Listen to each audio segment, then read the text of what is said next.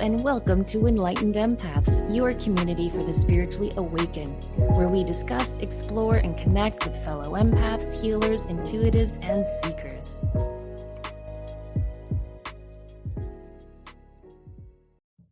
We are going to dive deep into the importance of connection with two incredible spiritual leaders. First, we have Neale Donald Walsh, the modern messenger, whose life-altering conversations with God birthed the world-renowned series. And we're so happy to welcome back Steve Farrell to the show. He had the ultimate Silicon Valley success, private jets, multi-million-dollar companies, the American dream, but traded it all for a deeper calling rooted in service and awakening. Steve shares his journey from tech titan to spiritual luminary and how he co-founded Humanities Team, a powerful movement dedicated to oneness. Together, they are working to urge all people of conscious to move beyond division and act from oneness, the spiritual and scientific truth that all life is deeply interconnected. As global conflicts, political polarization, and climate instability escalate, Walsch and Farrell are joining us today to discuss their call for a new kind of spiritual activism, one that blends inner transformation with outer action to heal our planet and each other. Welcome to the show. We're so happy to have you both here. It is truly, truly an honor. I would love it if you could start off by telling listeners how you all met and started working together. Well, I had a dream about 23 or 28 years ago. I lost track, frankly, well over 20 years ago. I had a dream one night, actually. And the dream was, it was an interesting thing to dream. I was dreaming that I was watching a football field, a soccer field, and there were a bunch of teams on the field. The red team, the blue team, the orange, jersey team, the white jerseys, and so forth. And they were fighting with each other. They were competing with each other. They called it competition, but sometimes the competition even resulted in, kind of a little bit of rough play, kind of violence. Anyway, I was watching this dream, and it was kind of one of those prescient dreams where you're dreaming. I knew I was dreaming, and I thought to myself, why can't we just all be on one team? Why do we have to all be on different teams? If there's a difference between us, a political difference or a spiritual difference or a sexual orientation difference or an economic difference or a racial difference, why can't we all just be on one team? Do our differences have to be divisions? Why can't we just have, and I remember waking up thinking, Humanities Team. That's what we need. We need Humanities Team. And I invited a handful of people to come to my home and spend some time with me there. And I don't mean just a little 1 hour meeting, but we were going to spend some quality time, sharing meals together and spending a day or two together with each other. And Steve was one of those people that I invited. And Steve heard the vision, the dream that I had.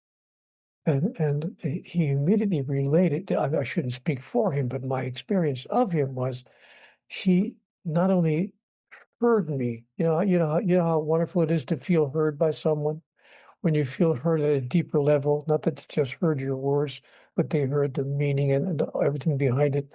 And I looked, and Steve was sharing some of his own visions, and I realized we really had the same vision. I wasn't convincing him of anything. He already had that kind of a vision inside of him. He was a hugely successful individual, as you mentioned in your introduction. In his life, he had a business career, and he was, way ahead of the game where most people are. But he totally got the whole idea behind Humanities Team. So he made a commitment in that meeting with us to join with me and to see if there wasn't some way we could, how to put it, dance together. Could we just move together, move forward?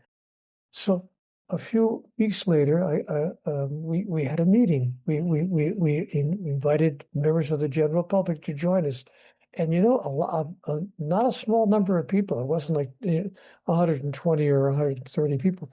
There were more like 1,200 people in the room came together. And Steve got up and started talking about, and I thought, wow, this guy has got it. He not only has the vision, but he has the ability to articulate it, to say it in a way that the average person can get it. So that's when I realized I had found a partner, a true partner in a world changing movement. We can just get enough people to join the Humanities Team. We can eliminate all the divisions. We don't have to necessarily eliminate the differences, but we ought to be able to experience our differences without having to create divisions. So that's my story of how we came together. I don't know how Steve tells the story, but that's how I tell the story. Yeah, no, that's the story. And just to then add to what Neale shared, and this maybe, this is why we're here. Actually, now we're going to go right into this whole discussion, important letter to humanity and root cause is the whole idea here, which is still out on the frontier today, which is why we're here, because it needs to come into the mainstream. But that was bleeding edge in 2003 was that there is a root cause to the dysfunction and the challenge that's out in the world, which sounds kind of interesting, doesn't it? That there'd be one root cause that's behind most of the dysfunction individually and collectively out in the world.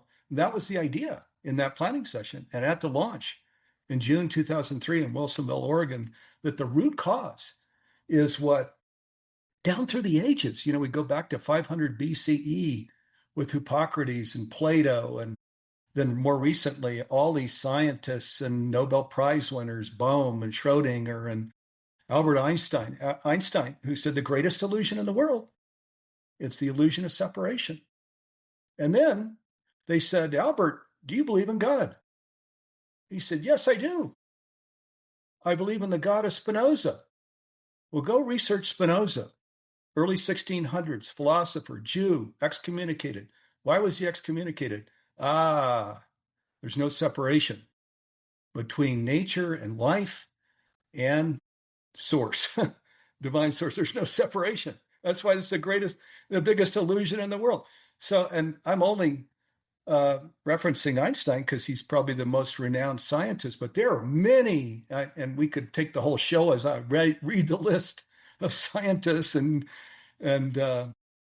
notable figures down through history and philosophers and contemporaries, and it's astounding, frankly, that it was in 2003 that this was seen as so crazy when we were launching Humanities Team that yes, we are all one. There's an ocean, which is divine source, and we're a wave under the ocean. So is the earth, and each person, and nature, and life. And again, you had Spinoza in the early 1600s, for God's sakes, and then Einstein in 1921, and all of these others. So the reason, though, we wanted to come to your program is this has been important forever. This is really urgent now. This is why Neale and I, you could see that in our important letter to humanity. This is urgent now because this division that's going on is getting worse, right? It's more than just red state and blue state. It's where there's no any good public discussion. There's too much judgment. There's too much, I hate that person. There's not any sense of, wait a minute, there's this body or ecosystem or ocean of life of which I'm a part. And we can dislike somebody, we all do, right? That have these different points of view in today's world. But we need to see divine source in them, and that they're a part of this ecosystem, this body, and they just haven't woken up yet, right? So because this is the one thing, this is why we launched Humanities Team, and we called it Awakening the World to Oneness back then in 2003. It's really the same thing. We call it now inviting people to live consciously. Conscious of what? Conscious of what this truth has been down through the ages, affirmed by science, that there's no separation. So, we all, when you talk about a still small voice, we say, yeah, I've heard of that. In fact, I probably listen to that sometimes. That's probably my soul, right? Say, yeah, that's your soul. Uh, and most of us have a daily practice and rituals and things where we're quieting the mind and going to stillness and really tuning in to that still small voice. There you go. That's the non-separation. That's divine source right there. And of course, Neale, all day long, if you see him out on social media, yep, you're talking to God and God is talking to you, and you can call it intuition and all these different things. But it's this conversation that we're all having, this guidance and their support as well. It's more than just guidance, right? Because where there's vision, there's provision. If God invites you to something in that still small voice, get out of the way. Watch that. That's going to come to fruition, just like this will, where we talk about now it's important with gun violence in schools and political assassinations and things. So this urgent now, and our letter to humanity, important letter to humanity, is saying this is urgent now. Please, all people of conscience, please listen to us. This is not some new age thing. We'll show you the research if you like. It's a pre-existing reality. See, people called it science and philosophy and spiritual. It's a pre-existing reality. It's here now. It's always been here. And so Neale and I, this is what with Humanities Team, we've devoted our lives to and our work to. And we see the danger now where this division is getting worse. And we're saying, please, may we have a conversation. Just listen to us.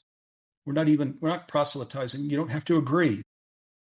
But would you just listen to us while we share about this pre-existing reality, this truth, this ultimate reality, and how it works, and so that you can decide.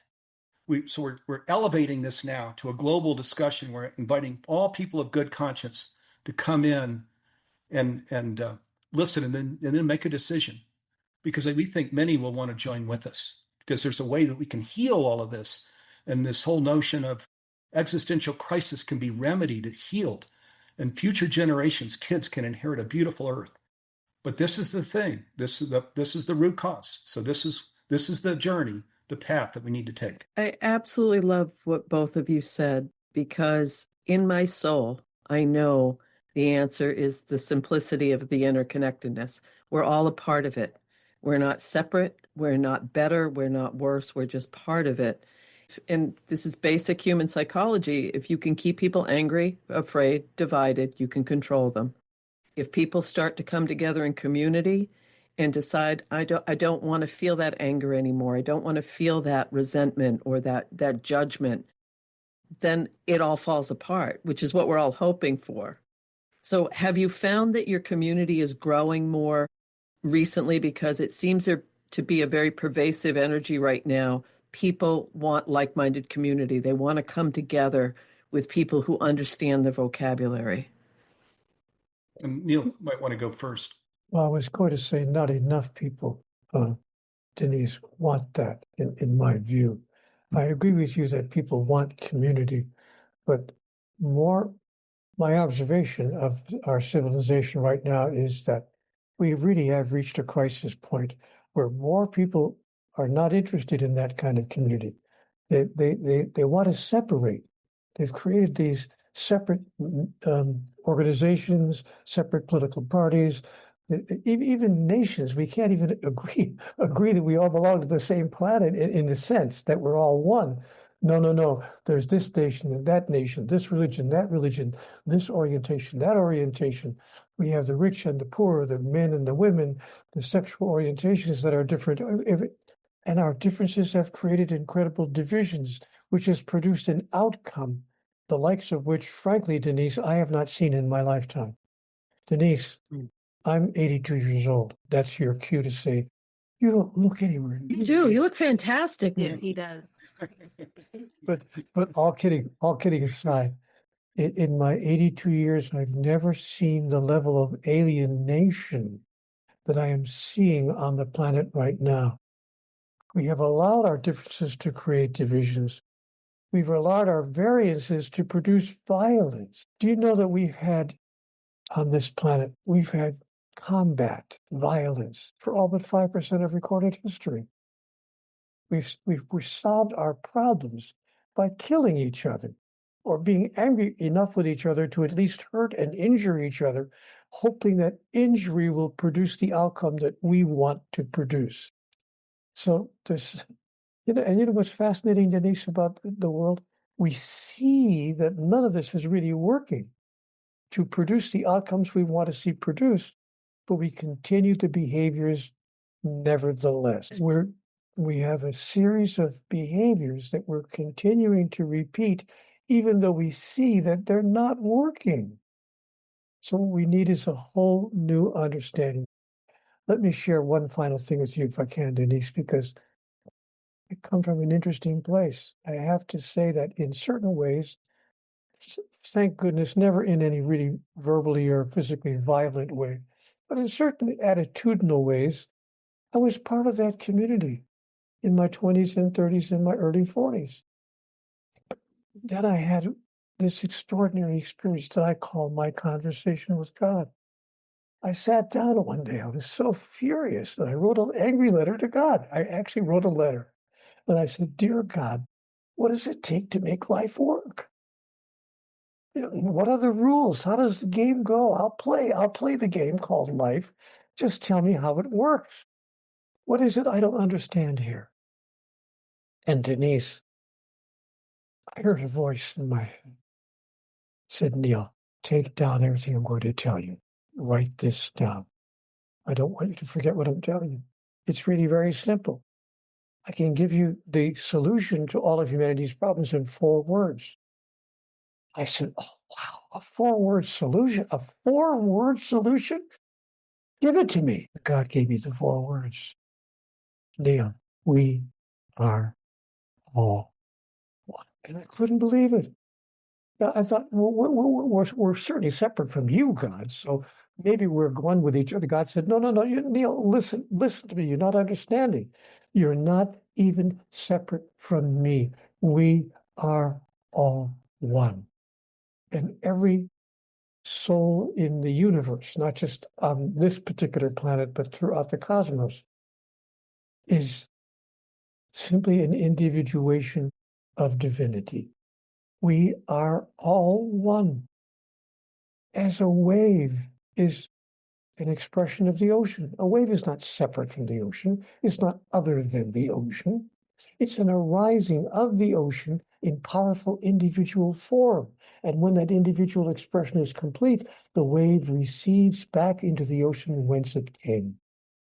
When I was given that analogy, I thought, can it be that easy, that simple? Could it really be that simple? And God said, yes, my son, it is that simple. And if you behaved as if we are all one, the world would change overnight, because you wouldn't do anything to anyone else that you would not want done to yourself. There was a guy walking around the planet about 2,000 years ago who actually said that. He said, "I got an idea. How about if you do unto others what you would have them do unto you?" Wow, what an idea. What an interesting thought. And he wasn't the only person to express such an idea, a point that Steve was making so eloquently a few minutes ago. Many other people, philosophers, psychologists, psychiatrists, scientists, people of every stripe and color, men and women across the ages, Catherine of Genoa, Julian of Norwich, Joan of Arc, the man called Siddhartha Gautama. The people of every stripe and color have been saying the same thing. When will we get it? And here's the answer. And then I'll stop talking. I know you didn't invite me to come out and give a 1-hour speech. But here's when we will get it. We'll get it when enough of us, when we reach critical mass in the number of people that are sharing it, that are stepping into the living of it. It turns out to be, as Gandhi said, be the change you wish to see in the world. So when we begin to act as if we are all one and behave with each other in that way, the world can change. And that's what we need right now, because, folks, we're reaching a very critical time. We either change the way we are expressing our humanity, or we could reach a place where we are bringing an end to humanity's experience of itself. I'm not kidding. I'm not exaggerating. Ask any scientist who understands the road that we're traveling on. We need to make a change, and we need to make that change now. Yeah, right now. I completely agree with that. In the open letter that you both wrote so beautifully to humanity, you talk about graffiti that happened on the historic Canterbury Cathedral. And the graffiti says, "Why does God allow so much violence?" And I understand that question. I empathize with it. I'm sure I've asked it myself. But I feel like part of this oneness is starting to understand that we can't keep looking out to blame. We can't blame the other side. We can't blame the other team. But I don't think we can blame God either. I don't know that God is allowing this. I think we are co-creating this. And I just wonder how you all feel about that. One quick, I'm going to let Steve take that question, but one quick comment before he does. God gave us a gift called free will. If God wanted us to simply be minions in the kingdom, where you obey what the king says, or you get, judged, condemned, and punished, then that would be a legitimate question. Why does God allow these things to occur? But God allows us to create the reality we are choosing because God has given all of us free will. Yeah, boy. So I want to tell you about Canterbury Cathedral because I actually was there. It's an interesting story, but exactly, this is the key point here that Neale is bringing in when people say, "Where is God and why does God allow this and that?" Because the beautiful life that we were given, as a part of this divine source was free will. This violence is our violence. It isn't God's. God, if you read Conversations with God, it's saying, "Hey, time to wake up, everybody." Understand that you are the embodiment and expression of divinity itself, of divine presence, of God, right? And then as you understand that, you couldn't possibly uh, create violence. It's just what naturally happens as your heart opens, you become in service, you're a part of this larger body, right? And then you say, "Oh, I can be a cancer cell or a red blood cell. Wonder which one I want to be." Most of us are going to choose the red blood cell. We can't do everything, but we can do something. So we just go through, that's that door we walk through as we awaken. That's again why we're here, is to invite the awakening that what has been talked down about down through the ages, in which Conversations with God couldn't be more clear about. It's we are all one message, is this is a pre-existing reality. We're not creating something new. This is what is so. And so some of the other graffiti was, "Where is God?" Hello, there's no separation, right? Creation and creator are one. Do you listen to the still small voice sometimes? Yes, there you go. You're already inside, and you and God are, having a beautiful conversation, ideally listening and guided by that, and by our soul's calling and so on. Now, on the Canterbury Cathedral, what's interesting is when we decide that we're going to support this big agenda of awakening. The Conversations with God books, by the way, to me, that 9-book series I call it God's Dream, where God and Neale are talking, God saying we're all one and love is your basis and these things. And as I was reading that, I said, boy, you know what? That dream is my dream. That's my dream right there. And so I need to just drop whatever the heck I'm doing and go with Neale, and support this dream. I want to help put this dream on the ground. And boy, you better get out of the way when God has a dream. I won't go further with that one, but you just watch this happen. You watch this awakening happen. We were also given that in 20, 40, 15 years from now, there'd be a tipping point. You just watch that happen, because in God's dream, you don't try and get in the way of God's dream.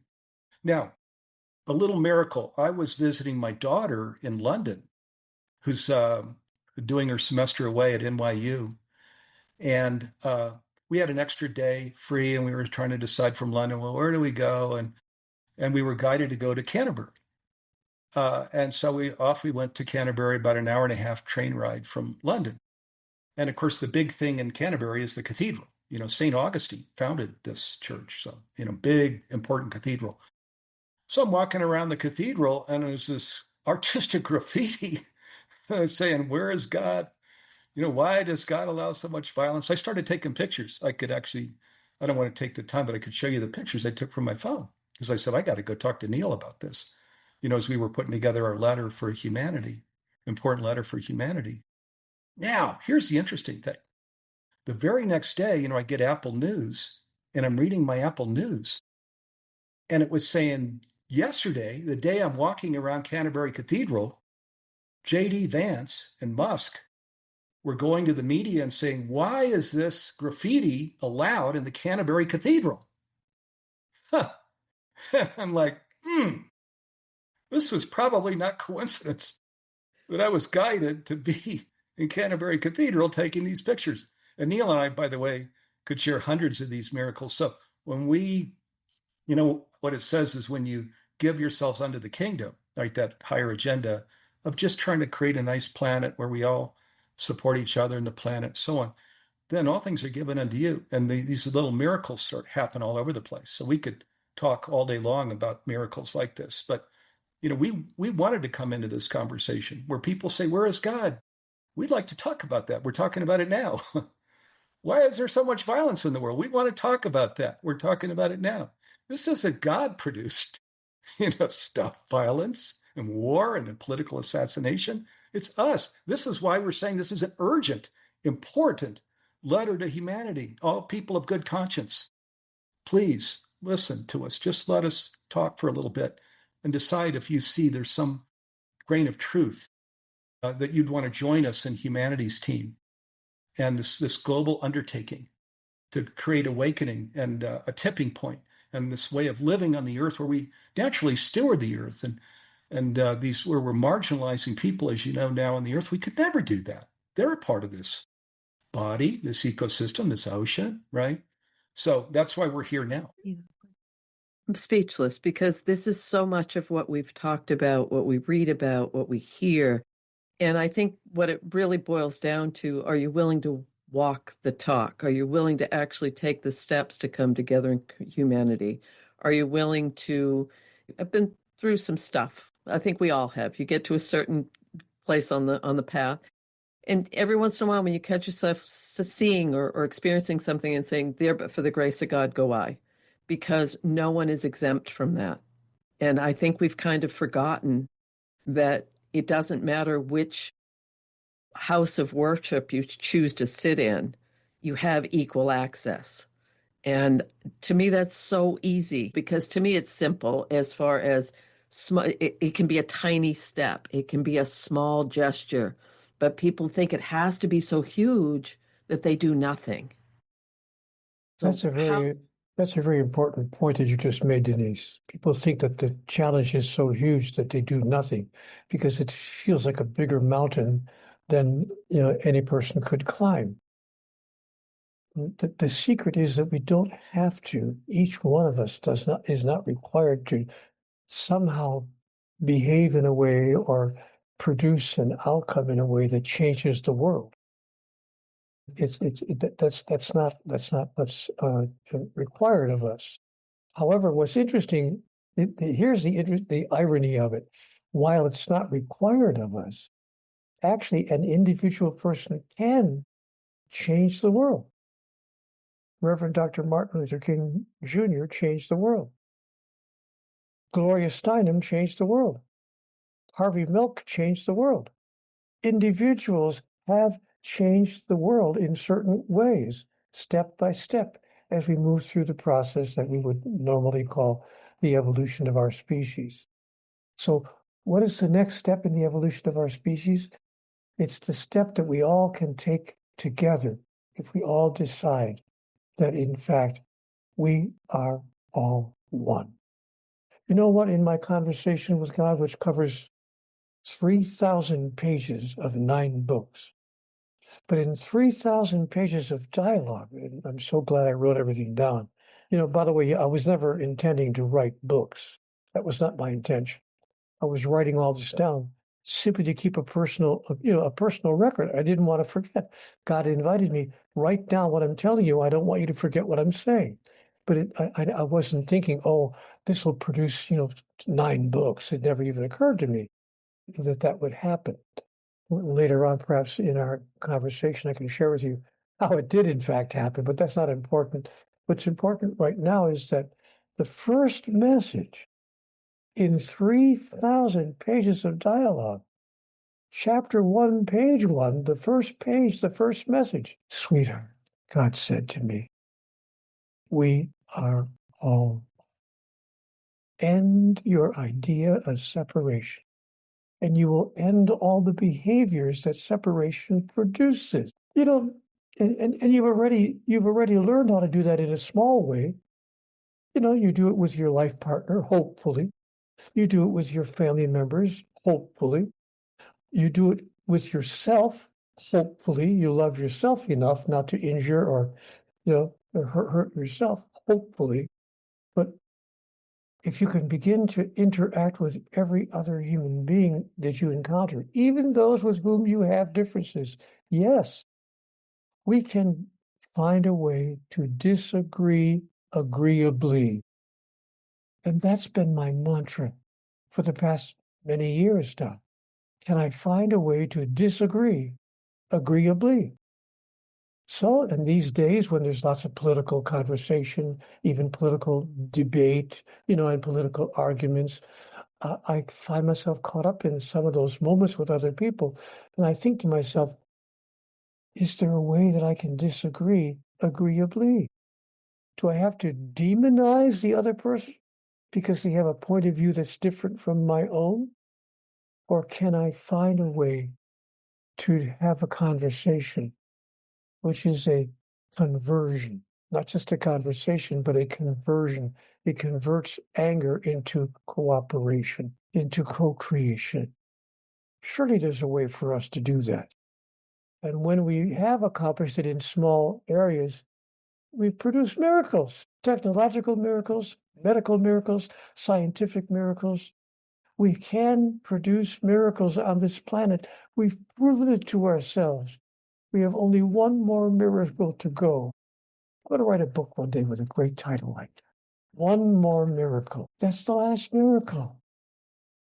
We've solved so many of the challenges facing humanity, but we have to solve the biggest challenge of all, the challenge of our alienation created by our separation. Let's begin treating everyone as if they were our spouse, our beloved other. That's how it came to me. I'm going to stop talking here in a minute, but that's how it embedded itself into my mind. I decided to treat everybody, the mailman, the people at the post office, the people at the supermarket, the guy in the parking lot, and my next door neighbor. Could I treat everyone in the way that I treat my beloved wife? I hope that I treat her with kindness, compassion, understanding, a certain level of forgiveness if she should do or say something with which I don't agree. Is there, I hope that I treat her in a way that allows me to experience that we are all one. Very well said. I might just tell a story about my dad that might be valuable here, as you're asking to viewers, do they want to consider this step? Is this important? Does it even have any priority?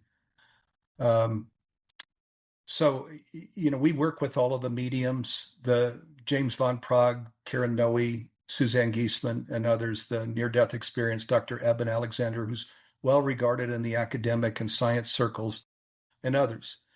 And they're all sharing the same thing.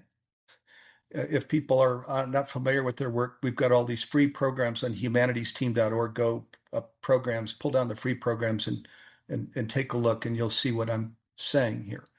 They're sharing that we go through a life review at the end, but Conversations with God, by the way, talks about this at length as well.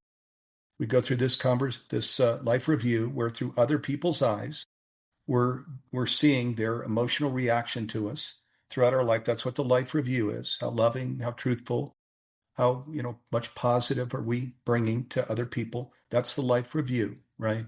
And we go into this beautiful heavenly realm, which is perfect love and light and all these things.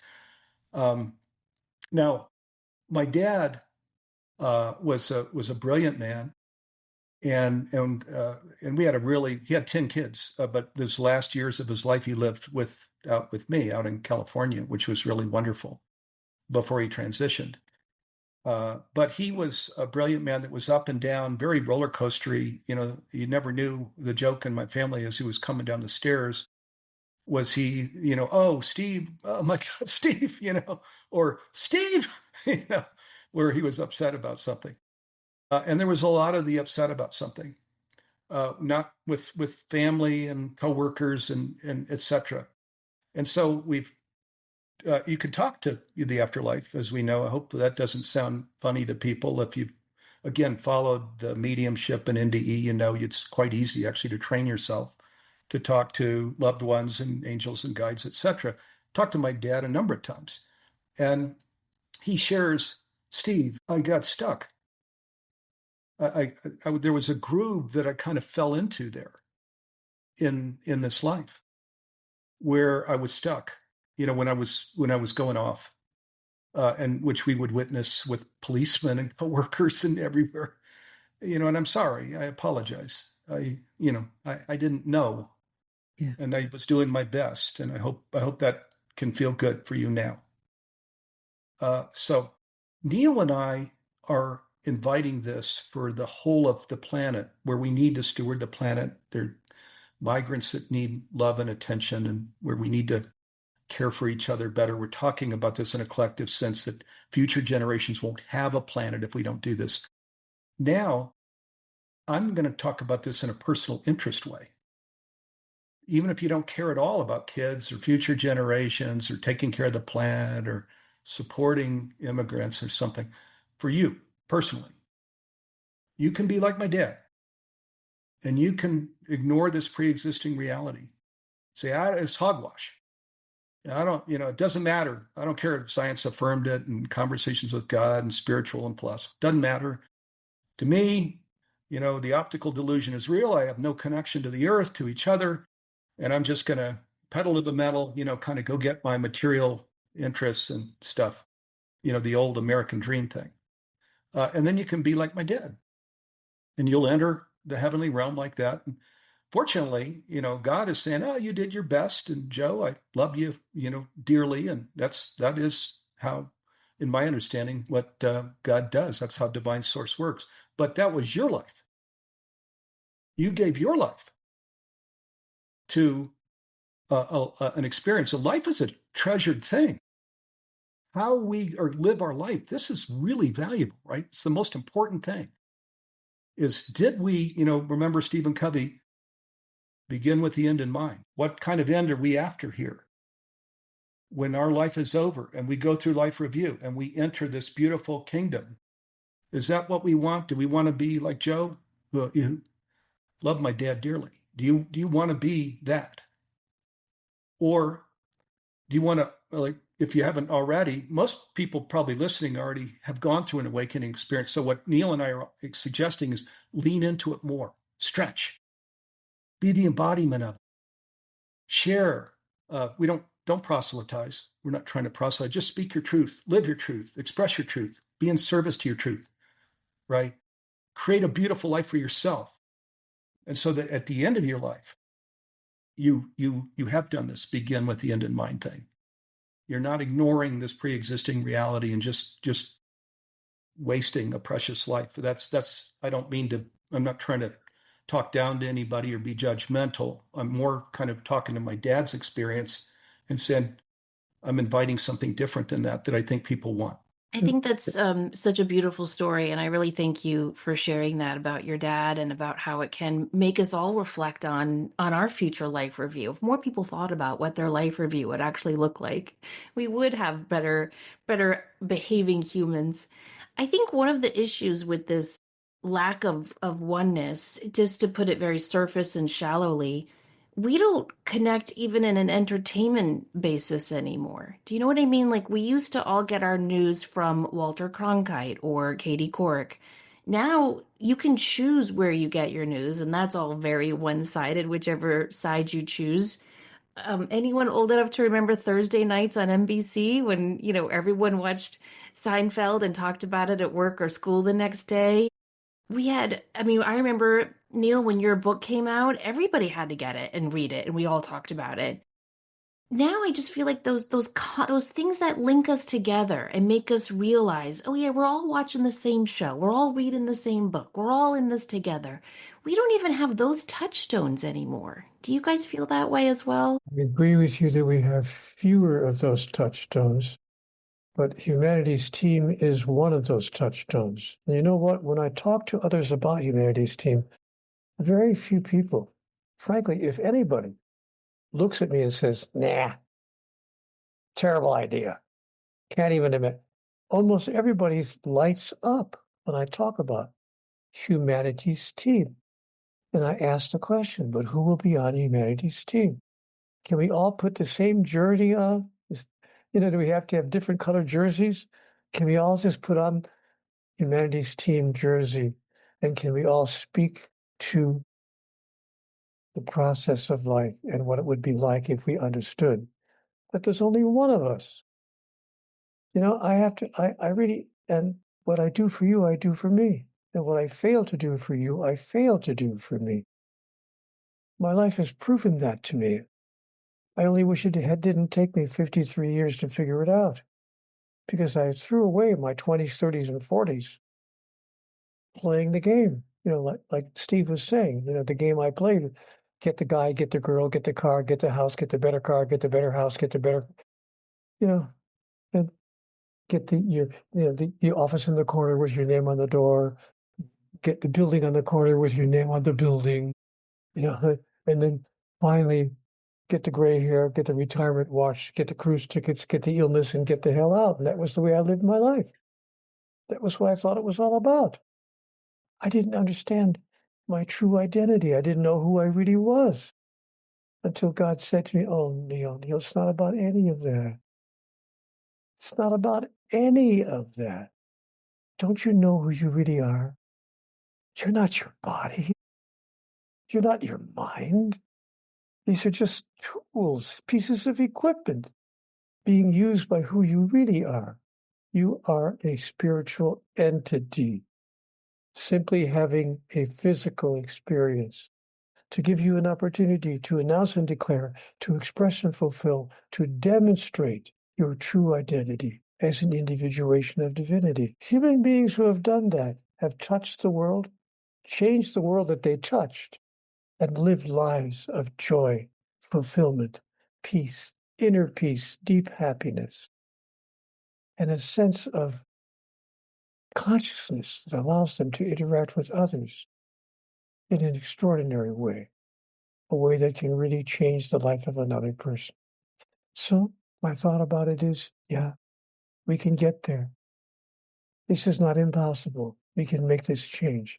And even though I heard what you said about there are so few places where we can now find ourselves coming together, but we do have this extraordinary ability to communicate that we never had before.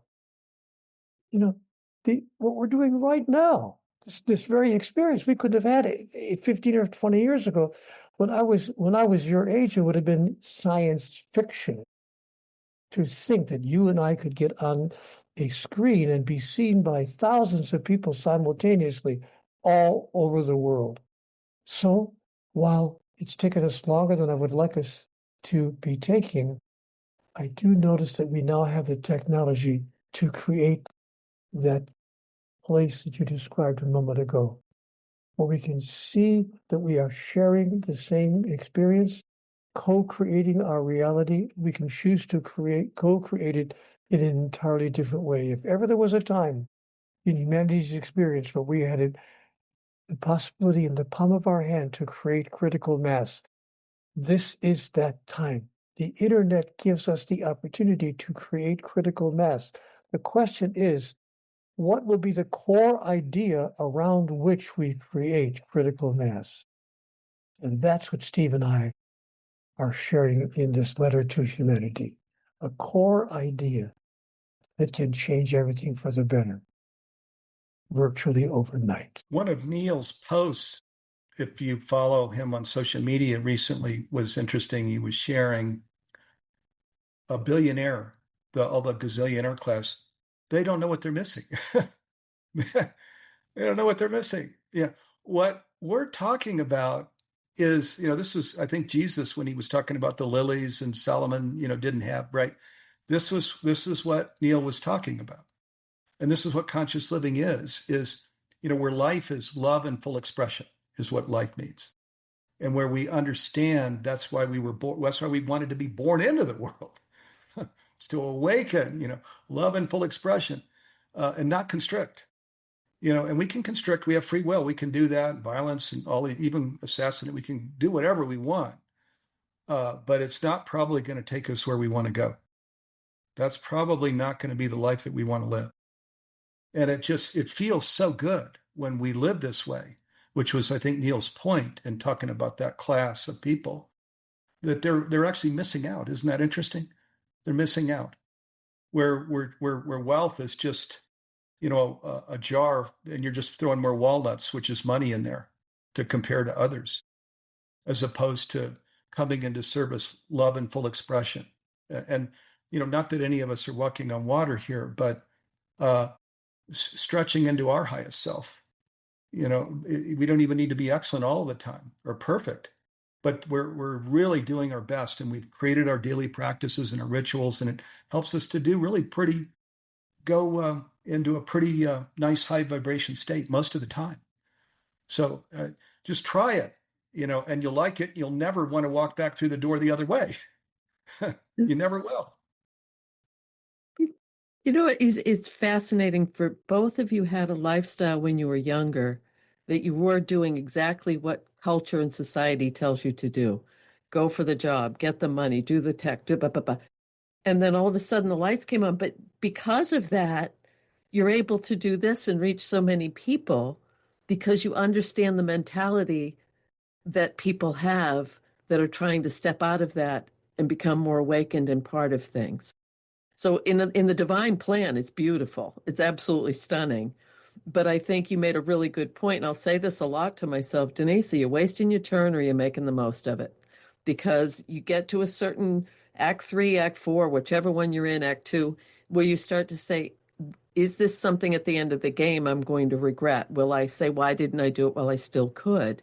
But I'm finding people in their 20s, their 30s, their 80s, everyone is saying that there's this pull towards, I know there's something more I should be doing. And that's where your work comes in, is that this is our opportunity.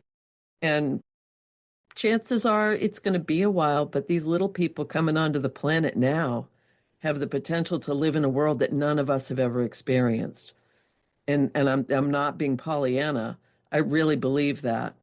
I believe that all of this is vital for that continuation. So thank you both, because you have a perspective that a lot of people don't have. So people listen. Yeah, thank you. Well, we'll go where people will listen. That's what it's all about right now.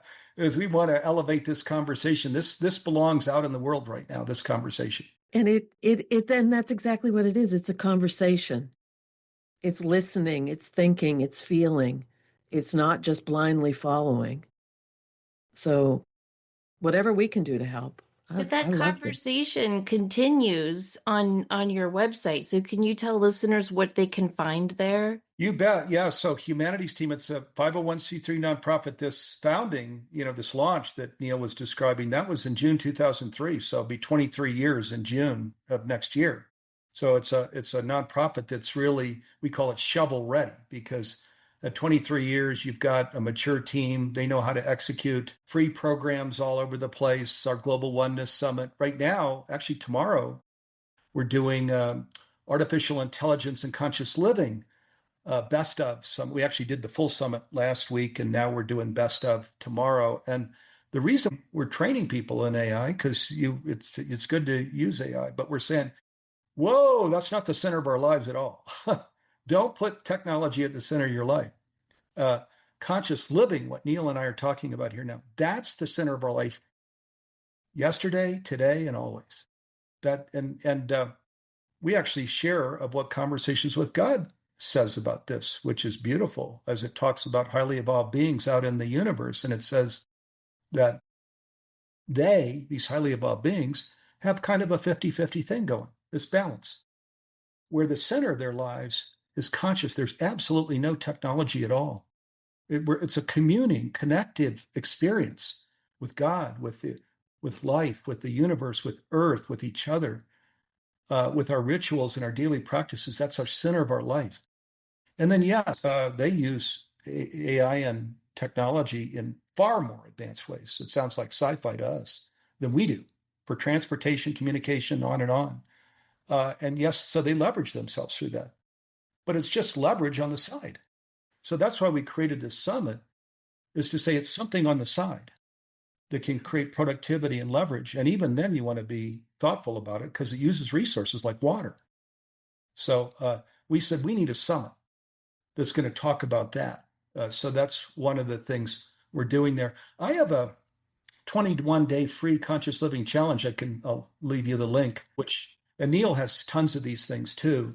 This is a 21-day free challenge that just goes into these little micro 2 and 3 minute experiences of eating consciously, of breathing consciously, of creating pauses throughout your day, and these things. So that what Neale and I are talking about, or it's down at a practical level of when we say we're living into this, these are little exercises, little mini exercises of living into it that people are welcome to go through. I think you'd enjoy it if you did. Yeah, that'd be great. We can put it in our show notes.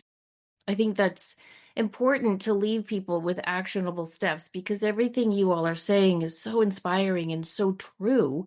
And yet we always need those reminders. I know I do. Sometimes I'll get up and I'll scroll through news headlines or I'll talk to a friend and it's like, oh, and then I hear what you're saying, and I'm like, no, no, no, this is what's true. We are all one, and we all need to come together and connect. And I'm just so grateful that you guys have created such a powerful platform with not only the two of you, but so many other impactful thought leaders that we can lead listeners to and say, if you're feeling disconnected, if you're feeling as though you're questioning God and why is this happening, here's a place that you can go to. And then they'll know there are steps they can take as well. I It's love a that. global undertaking. 2040 tipping point. This is not just a talk show thing here at all. Yeah, this is a real massive call to action. Yeah, come join us. There's lots and lots of free stuff. We're a nonprofit, and our whole thing is what Neale and I are describing here, living into a pre-existing reality, which you'll love if you try it. 2040 is going to be here before we know it. It will. We That's why gotta we're keep going. here. Yeah. That's why Neale and I are going out to the media with this. Well, we don't want to take up all of your time. Denise, do you have anything you want to add? No, just thank you. And we will direct a lot of people your way because this is the answer. And you don't have to throw money at it. You have to show up. And I think that that's the key. If enough of us do that, it will be the tipping point. So thank you Yeah. very much. Yeah, embody it. That's our number one thing. Embody, live into this. You be a living example, and then it'll spread. Be a living example. And that little spread. I love that. Thank you guys for your time, for your work, for your words that have inspired us today, but throughout all the years as well. It really, really is an honor to be with you all today. I appreciate it. Thank you. It's been lovely to be here with you, and I know Steve does as well, the opportunity to share these thoughts with you. Thank you so much. Oh, Thank you. thank you. And thank you, listeners. Please remember, as always, to show up, do great work, and share your light. Take care.